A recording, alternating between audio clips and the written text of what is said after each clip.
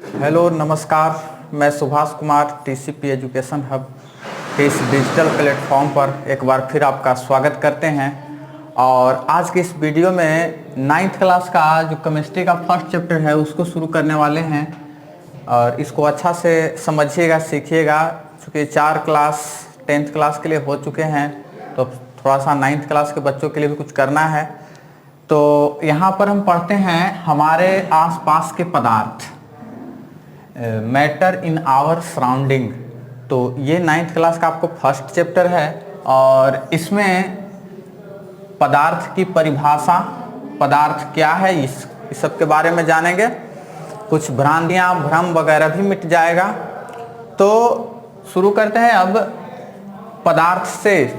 पदार्थ की परिभाषा आपको है वैसी चीज जिसमें द्रव्यमान हो, जो स्थान घेरती हो तथा जिन्हें हम अपनी ज्ञानेंद्रियों के द्वारा अनुभव कर सकते हैं, वे पदार्थ कहलाते हैं। ज्ञानेंद्रियां आप लोग जानते हैं, कभी आप लोग जीव विज्ञान में पढ़े होंगे। ज्ञानेंद्रियां 5 होती है: आँख, नाक, जीभ, कान और त्वचा। तो ये सारी आपको 5 ज्ञानेंद्रियां हैं और इनके द्वारा अनुभव कर सकते हैं। और ये नहीं, जरूरी नहीं है कि 5 के द्वारा कर सकें, एक के द्वारा भी कर सकते हैं। तो पदार्थ का परिभाषा आपको हो गया कि वैसी चीज जिसमें द्रव्यमान हो, जो स्थान घेरती हो तथा जिन्हें हम अपनी ज्ञानेंद्रियों के द्वारा अनुभव कर सकते हैं, उससे कहते हैं पदार्थ। जैसे पत्थर, पत्थर को अपने छूकर अनुभव कर सकते हैं, अर्थात त्वचा से अनुभव कर सकते हैं। पत्थर स्थान घेरता है। ईंट हो गया, जल, लकड़ी, वायु, चीनी, इत्र इत्यादि। तो ये सारे देखिए, ये सारे पदार्थ हैं और ये सारे निर्जीव पदार्थ हैं। हम लोग भी पदार्थ हैं, हम लोग भी पदार्थ हैं, मनुष्य भी पदार्थ है। लेकिन जो पदार्थों का वर्गीकरण है आपका रसायन शास्त्र में आपको अलग तरीका से मिलेगा और जीव विज्ञान में अलग से मिलेगा। आपको बताए थे पहले भी कि स्थान बदलने से परिभाषाएं बदल जाया करती हैं। तो यह स्थान अलग है, केमिस्ट्री का स्थान है, तो इसमें उसी के हिसाब से समझेंगे। यानी पदार्थ सजीव हो या निर्जीव हो उससे मतलब यहाँ पर नहीं है। पदार्थ वो होना चाहिए, मतलब उसमें ये सारे गुण होने चाहिए 3, तो वे पदार्थ कहलाएंगे। अब एक नोट करने वाली बात एक है, लेकिन उससे पहले कुछ श्रुति संभिनार्थक शब्द होते हैं जिनके विषय में शायद कम ही लोग जानते हैं, तो उसको थोड़ा सा समझ लेते हैं। देखिए,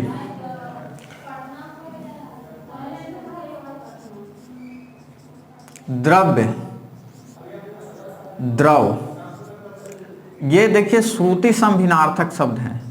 श्रुति सम माने सुनने में समान, भिन्नार्थक माने भिन्न अर्थ हो, तो उसको कहते हैं श्रुति संभिनार्थक शब्द।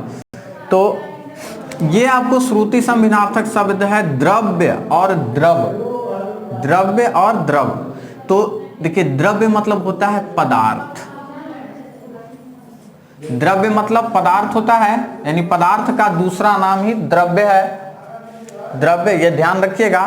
और द्रव माने होता है एक प्रकार का तरल, एक प्रकार का तरल। तरल के बारे में आगे पहले भी बताए थे और आगे भी इसमें बताएंगे तरल के बारे में, तरल क्या होता है ऐसे। तो ये आपको अंतर है। उसी तरह से एक और चीज में अंतर है, बहुत सारे आपको अंतर मिलेंगे जिसको बोल तो देते हैं लेकिन समझ नहीं पाते हैं। शीशा और एक होता है शीशा, तालाबी सा शीशा, दंती सा शीशा, ठीक है। इसको शीशा पढ़ते हैं, शीशा पढ़ते हैं। तो ये आपको शीशा एक प्रकार का धातु होता है, एक प्रकार का धातु पीबी होता है इसका परमाणु संकेत। और ये आपको शीशा मतलब होता है कांच।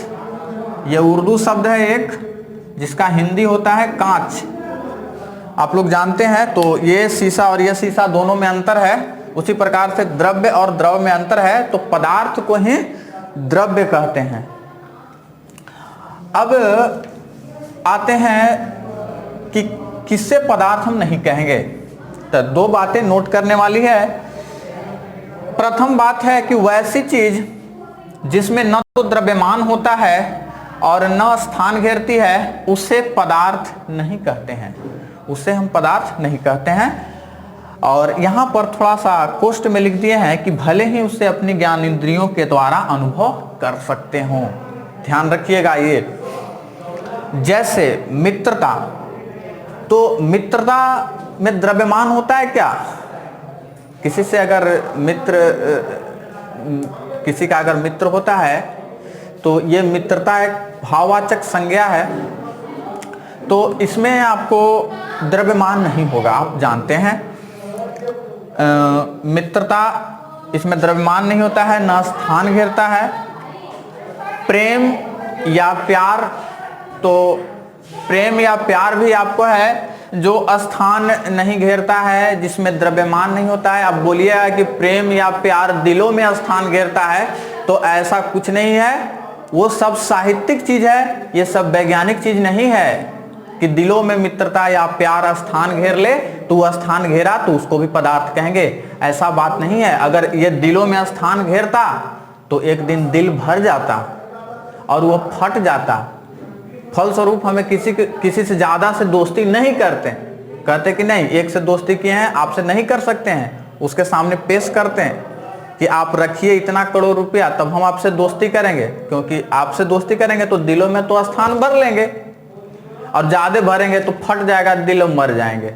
तो ऐसा बात नहीं है। जिस प्रकार से ये टेस्ट ट्यूब में अगर हम पानी डालें और पानी डालें और पानी डालें और पानी डालने का कोशिश करें तो ये टूट जाएगा, जिस प्रकार से स्थान ज़्यादा अगर ये घेरने लगे तो ऐसा बात होता। अगर उस हिसाब से सोचते हैं तो ध्यान रखिएगा। आप भले ही आप साहित्य में पढ़िएगा कि जो प्रेम या प्यार है 2.5 अक्षर का, सब 2.5 अक्षर का है। प्रेम हिंदी शब्द है, 2.5 अक्षर का है। प्यार उर्दू शब्द है, जो भी वो भी 2.5 अक्षर का है। और एक स्नेह, वो भी 2.5 अक्षर का ही होता है। तो ये सब पढ़िएगा आप साहित्यिक चीज में, खैर ज्यादा नहीं जाएंगे यहाँ पर, समझिए। घृणा, ये भी आपको स्थान नहीं, आप समझ चुके हैं। विचार, ध्वनि, ध्यान रखिएगा। ध्वनि के तो अपनी ज्ञान इंद्रियों से, यानी कान एक ज्ञान इंद्रियां है जिसके द्वारा सुन सकते हैं, अनुभव कर सकते हैं, ठीक है। लेकिन इसमें द्रव्यमान और यह स्थान नहीं घेरता, इसलिए इसको क्या बोलेंगे? ये पदार्थ नहीं है। भले स्थान घेर, द्रव्यमान नहीं है इसमें, ठीक है। ठंडा, ये सब क्या है? ये सारे देखिए ये भाववाचक संज्ञा है। जितने भाववाचक संज्ञा वो तो पदार्थ कभी होगा ही नहीं। हाँ, द्रव्यवाचक संज्ञा होगा वो पदार्थ होगा, क्योंकि द्रव्य माने होता ही है पदार्थ, ठीक है। अब स्वाद, चिंतन इत्यादि ये सारा क्या है? ये सब पदार्थ नहीं है, ये सब पदार्थ नहीं है। पदार्थ ये है, ये सारे पदार्थ हैं। और दूसरा बात आपको नोट करने वाली ये है कि पदार्थ से बनी हुई चीज को वस्तु कहते हैं। जो पदार्थ से बनी होती है वैसी चीज को वस्तु कहते हैं। जैसे ये आपको टेस्ट ट्यूब है, ये आपको कोनिकल फ्लास्क है, तो ये इसमें मौजूद होता है क्या? बोरोसिलिकेट ग्लास, पदार्थ से बना हुआ है, तो इसको पदार्थ कहेंगे। तो आशा करते हैं कि ये सारी चीज आप समझ चुके होंगे, ठीक है। अब थोड़ा सा आगे इसको बढ़ते हैं, ठीक, अपने आगे तथ्य की ओर।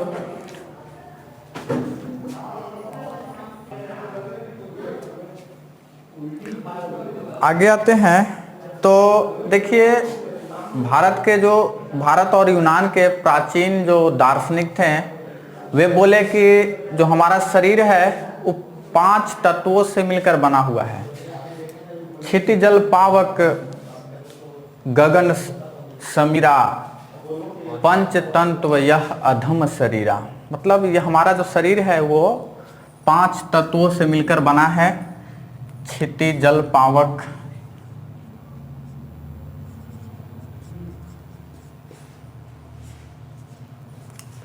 जल पावक गगन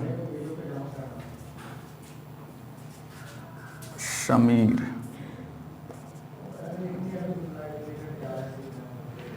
क्षिति मतलब धरती, मिट्टी। जल मतलब जानते हैं आप लोग, उर्दू में इसे पानी कहते हैं। पावक, अग्नि या आग। गगन मतलब होता है आकाश। समीर मतलब होता है वायु।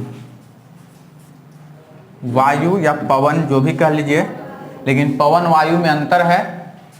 पवन वायु में अंतर यह है कि बहती हुई जो वायु होती है उसको पवन कहते हैं। जैसे यहाँ पर देखिए, यहाँ पर जो वायु मौजूद है ये फ्लो नहीं हो रहा है तो इसको क्या बोलेंगे? इसको वायु बोलेंगे। लेकिन ये बहने लगेगा तो इसको कहेंगे पवन। ठीक है, तो ये थोड़ा अंतर होता है, कुछ कुछ चीज़ों में अंतर होता है। तो ये आपको 5 तत्वों से मिलकर बना है। लेकिन जो अब आधुनिक युग में तत्वों की संख्या 118 हो गया है। कुछ मानव निर्मित भी तत्व हैं। तो ये सब इसी चीज में पढ़ेंगे आगे।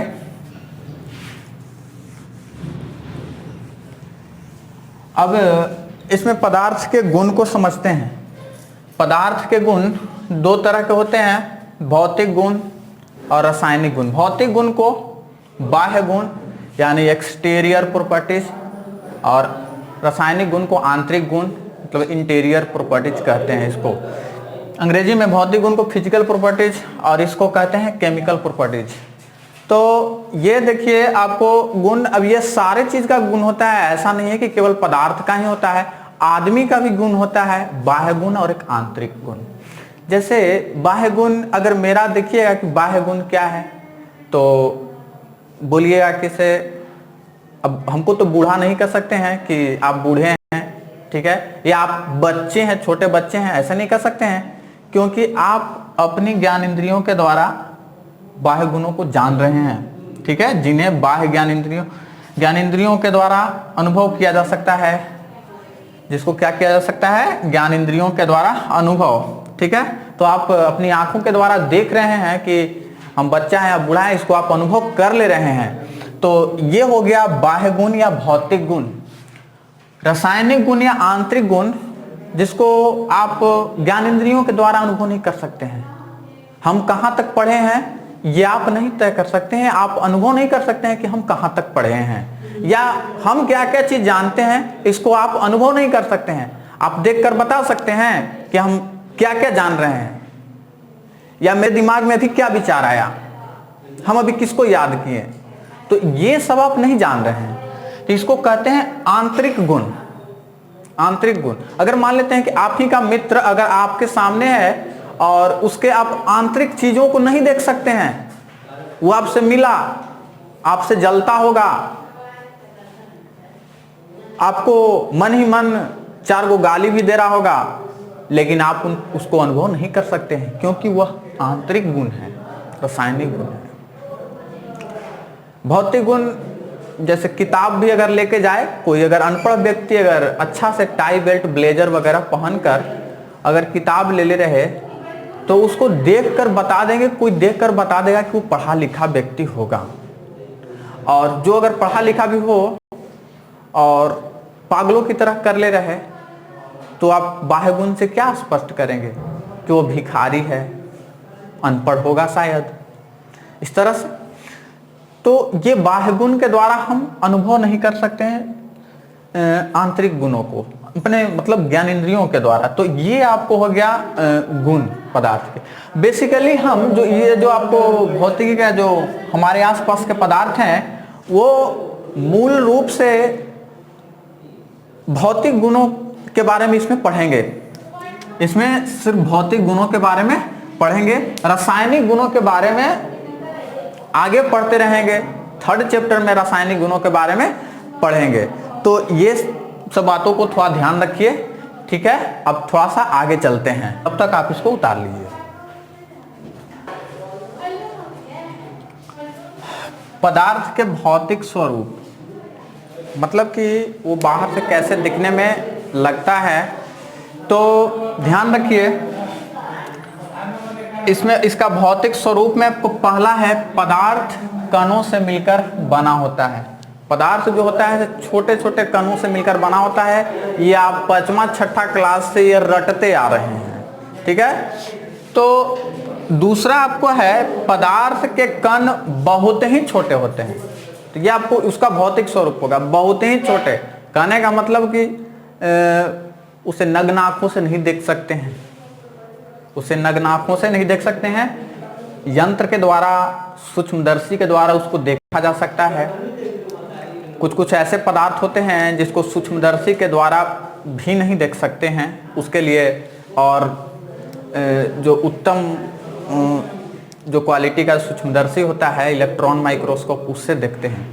अभी देश में कोरोना वायरस चल रहा है, तो कोरोना वायरस को भी नहीं देख सकते हैं नग्न आंखों से, उसको सूक्ष्मदर्शी के द्वारा देखा जाता है। वो भी एक पदार्थ है, वो भी एक पदार्थ है, और वो न तो सजीव है और न ही निर्जीव है। आप 8 क्लास में आप पढ़े होंगे, 8वीं कक्षा में उसको। वायरस न तो सजीव होता है न निर्जीव। अब देखिए पदार्थ में, यहाँ पदार्थ के कणों से मिलकर बना है, ये पता है। पदार्थ के कण बहुत ही छोटे होते हैं, ये आपको पता है। तो ध्यान रखिए कि पदार्थ के कण बहुत ही छोटे, तो पहले से पता है। लेकिन एक चीज, पदार्थ के देखिए ये कण है ऐसे, पदार्थ के कण इतना छोटे होते हैं कि एक छोटा सा बूंद जल का छोटा सा ड्रॉपलेट्स, छोटा सा बूंद, ठीक है, उसमें कणों की संख्या, जल के कणों की संख्या जानते कितना होता है? लगभग 10 के पावर 22, लगभग 10 के पावर 22। मतलब कि 1 पर 22 को जीरो बैठाते जाएंगे, इतना हमारा पूरे विश्व का जनसंख्या भी नहीं है उतना। मतलब कि अगर जल को अगर बांटना हो, एक बूंद जल को, तो एक बूंद जल से पूरे विश्व, क्या अगर ऐसे ऐसे 7 गो पृथ्वियां भी रहेगी ना, तो उसके लोगों को भी दे सकते हैं, बांट सकते हैं। तो ये बहुत छोटे होते हैं। अब देखिए ऐसे ऐसे छोटे कणों से मिलकर बने होते हैं। तो ये बीच में जो यहाँ पर बन रहा है, इसको कहते हैं अंतरालीय स्थान। उसमें जब आगे इसका अभिलाक्षणिक गुण पढ़ेंगे आगे, तो उसमें ये चीज करेंगे। उसके पहले एक प्रयोग कर लेते हैं कि आखिर के ये रहता है कैसे कैसे रहता है ऐसे। तो ध्यान रखिए कि कोई भी पदार्थ में खाली स्थान जरूर रहता है, उसमें रहता है, ठीक है। जैसे मान लेते हैं कि एक कण जितना ज़्यादा बड़े होंगे उतना ज़्यादा उसमें स्थान होंगे।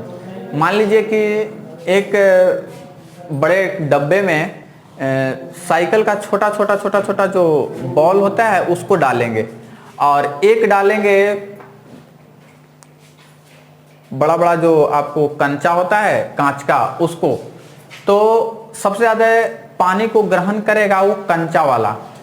तो ऐसा होता है। तो इस प्रयोग को करते हैं, थोड़ा सा एक प्रयोग है एनसीईआरटी बुक में। तो इसके लिए देखिए सबसे पहले हम क्या करते हैं कि लैक्टोमीटर को लिए। लैक्टोमीटर बेसिकली आपको दूध का घनत्व नापता है, ये घनत्व, ठीक है। और इसको बनाना बेहद आसान होता है, आप घर पर भी बना सकते हैं, किसी वीडियो में उसको बनाने के लिए भी बताएंगे। तो ये खरीदा हुआ है। तो सबसे पहले क्या करते हैं कि इसमें पानी डालते हैं। ये आपको पानी है,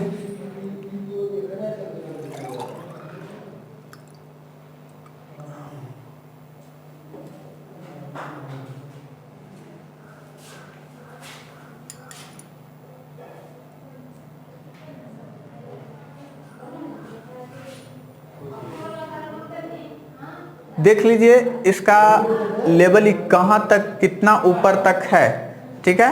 अगर आप इसको देख लिए हैं, थोड़ा सा इस पर मार्क कर देते हैं कितना ऊपर तक ये आ रहा है।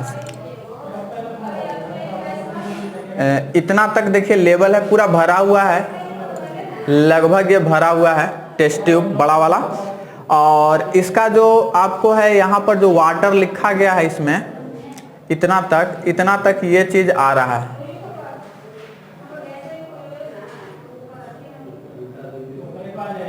इतना तक ये आपको आ रहा है, देखिए। अब क्या करते हैं कि इसमें हम इतना तक देखिए, जहां तक मार्क किए वहां तक पानी का लेवल है। अब इसमें क्या करते हैं, थोड़ा सा पदार्थ को डालते हैं। पदार्थ के रूप में हम साधारण नमक को लिए, साधारण नमक इसमें घोलते हैं और नमक जैसे ही घोलेंगे, जैसे ही इसमें घोलेंगे, पानी का लेवल जो इतना है, देखिए इतना तक है पानी का लेवल, इसको भी मार्क कर देते हैं। तो इसमें नमक डालेंगे तो पानी, नमक यदि घोल दिए तो पानी का लेवल बढ़ेगा नहीं, उतना ही रहेगा। गलत बात, बढ़ेगा नहीं है, ठीक है। क्यों नहीं बढ़ेगा, उसका भी कारण है। तो इसमें हम कुछ नमक को डालते हैं।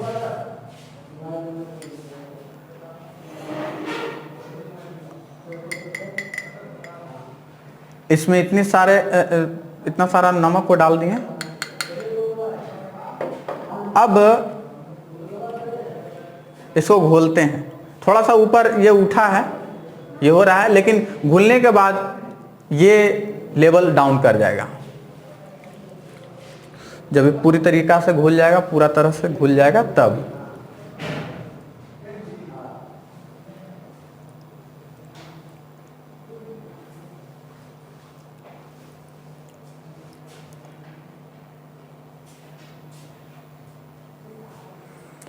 तो इतना तक आपको हो गया, पूरा लगभग पूरा घुल गया है, आपको इतना तक है। अब देखिए लेवल उतना ही है, तो ध्यान रखिएगा ये क्या हुआ से। देखिए ये आपको नमक के कण हो गए छोटे छोटे, और ये आपको जल के कण हो गए। तो जब घोलें तो ये नमक, ये जो जल के कण है और ये नमक के कण है, तो ये जल के कणों के बीच जो अंतरालीय स्थान है उसके बीच नमक के कण चला गया। नमक के कण चला गया तो देखिए आयतन बढ़ा नहीं, आयतन बढ़ा नहीं। एक मान लेते हैं कि ये इस तरह से आप समझ सकते हैं कि एक प्लेट है, उसमें रसगुल्ले रखे हुए हैं,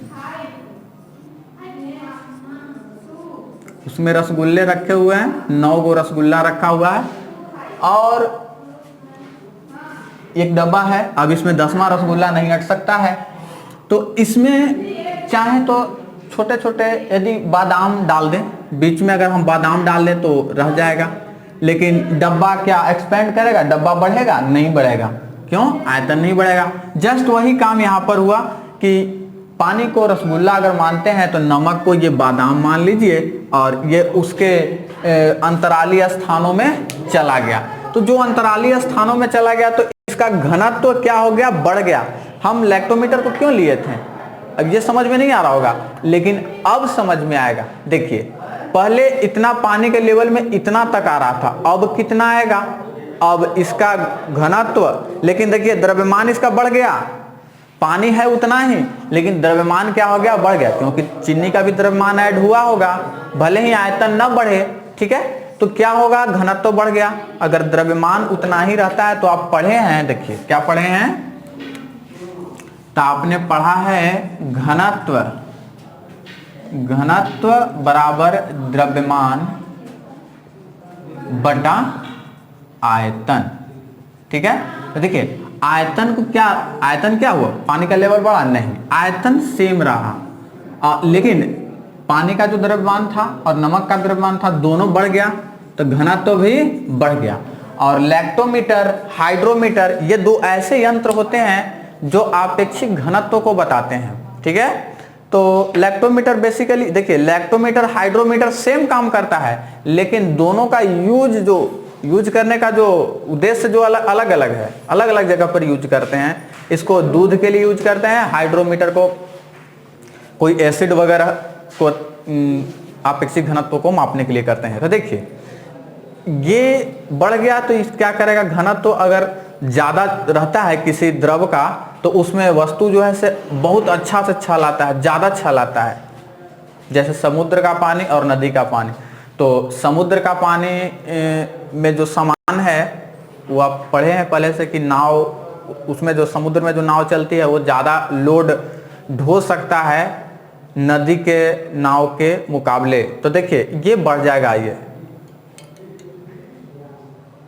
देख रहे हैं पानी का लेवल पहले इतना ही है, लेकिन देखिए ये देख रहे हैं कहाँ आ गया। पहले पानी का लेवल इतना तक था और अब इतना हो गया।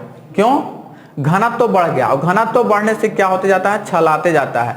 जस्ट यही काम ना होता है वहां पर, जब इससे दूध नापते हैं, अगर पानी मिला देंगे तो घनत्व तो क्या होगा, घनत्व तो क्या होगा, घट जाएगा, नीचे की ओर चला जाएगा, ये डूब जाएगा।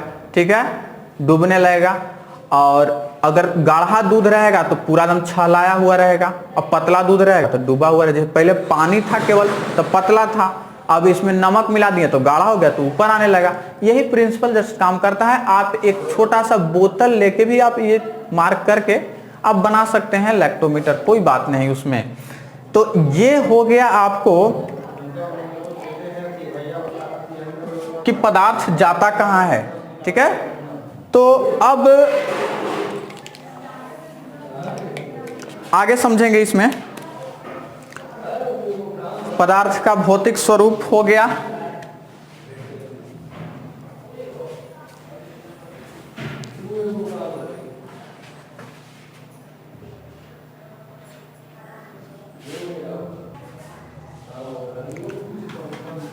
एक एनसीईआरटी के बुक के सहारे यदि चल रहे हैं तो उसमें एक क्रियाकलाप आपको हो गया। अब क्रियाकलाप दूसरा है, उसमें आपको समझना है कि पदार्थ के कण कितने छोटे होते हैं, इसको समझना है।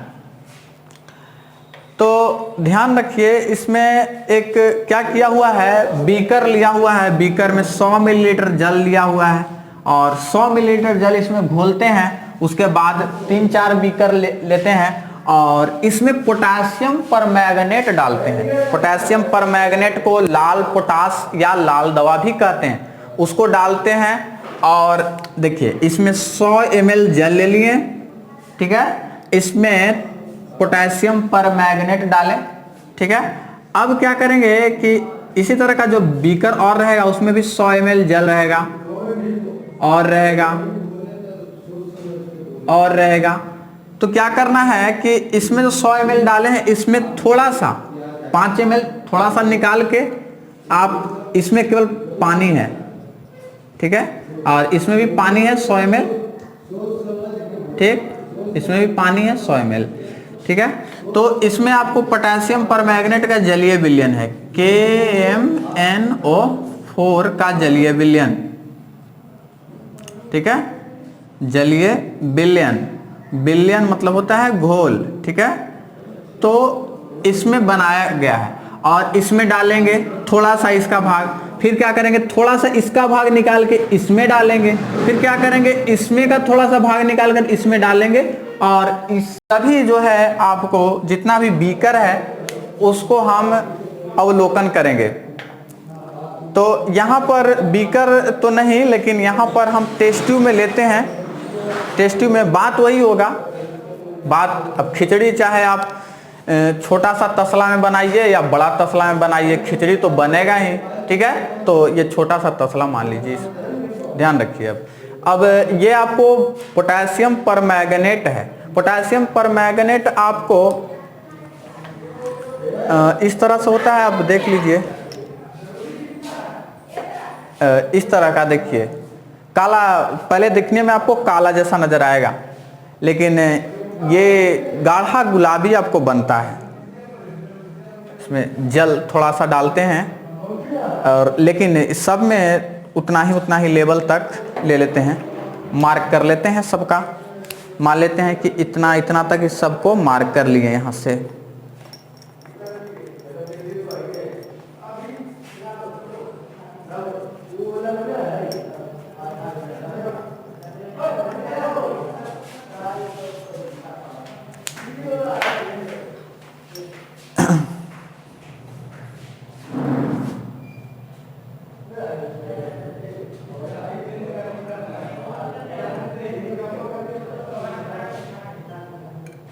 इतना इसको किए, देखिए आपको इस तरह का विलयन बन गया, काला नजर आ रहा है, ये आपको गुलाबी रंग का है, गाढ़ा गुलाबी है, ठीक है। इसमें भी उतना ही जल को डाल देते हैं।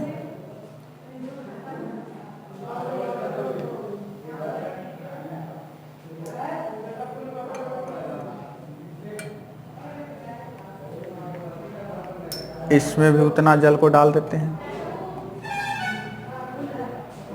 4-5 बीकर लिया जाता है इस प्रयोग में, कोई बात नहीं है, इतना भी से चलेगा, समझ जाएंगे आप लोग। ओ, ये तो जादुई बीकर है, जादुई टेस्ट ट्यूब है।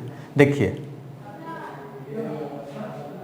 इधर से डालेंगे इधर से निकल जाएगा ये जादुई है। तो बड़ा वाला बीकर ले लेते हैं, लेकिन उसको कोई नहीं, बड़ा वाला अगर ले लेते हैं कोई बात नहीं होगा इसमें। उतना तक नाप के डाल देते हैं। देखिए छोटा वाला में उतना नापे हैं, इसको डाल देते हैं। इतना तक आया, ठीक है, उतना ही है मानिए। और ये जो जादुई है इसको अलग रखते हैं। देखिए जादुई है, जितना डालिएगा उतना निकलेगा, थोड़ा सा बचेगा।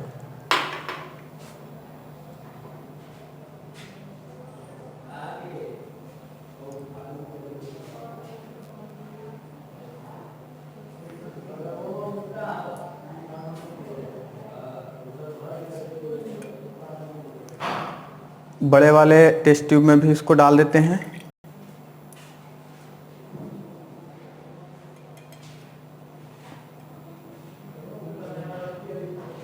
अब हमारे सभी टेस्ट ट्यूब में जो हो गए समान मात्रा में आपको जल हो गए, एक में बिलियन है।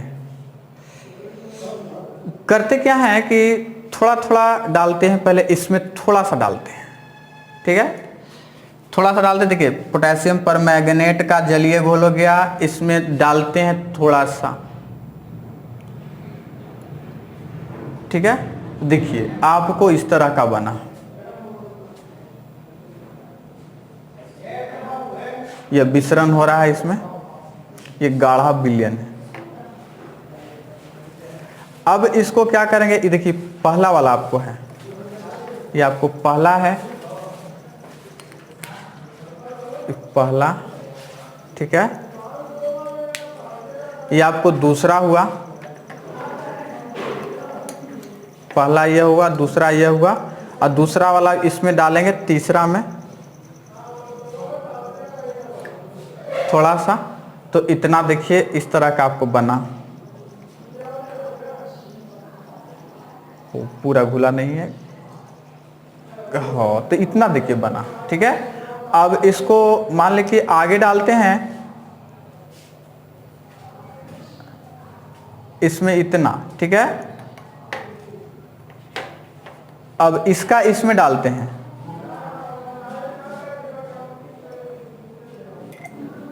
तो आप इसको अवलोकन कर सकते हैं कि सबसे अधिक सांद्रता किसकी है। सबसे अधिक सांद्रता जो पहले जो बना उसकी है। सांद्रता मतलब होता है कि कौन चीज किस में ज्यादा मिला हुआ है, यानी प्रति एकांक आयतन में कितना पदार्थ मिला, उसको कहते हैं सांद्रता, ठीक है। सांद्रता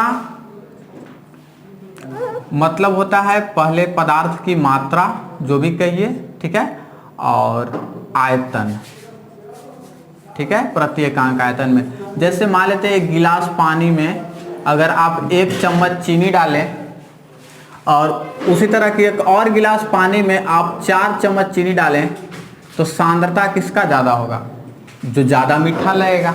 सबसे मीठा बिलियन जो है ये आपको है, उससे थोड़ा सा कम ये है सेकंड नंबर का, थर्ड नंबर का आप पहचान रहे हैं ये, और फोर्थ नंबर का ये है, और फिफ्थ नंबर का ये है। तो देखिए धीरे धीरे धीरे धीरे आपको मतलब जो भी गाढ़ापन है वो कमते जा रहा है। तो पदार्थ के कण बहुत छोटे होते हैं, उसमें आपको समावेश हो जाते हैं उसके अंतराली स्थानों पर। तो ये बेसिकली प्रयोग था, एक क्रियाकलाप था। आगे कंटिन्यू रखेंगे, आगे पदार्थ का जो अभिलाक्षणिक गुणधर्म है उसको हम अगले क्लास में पढ़ेंगे, ठीक है। तब तक के लिए धन्यवाद, बाय।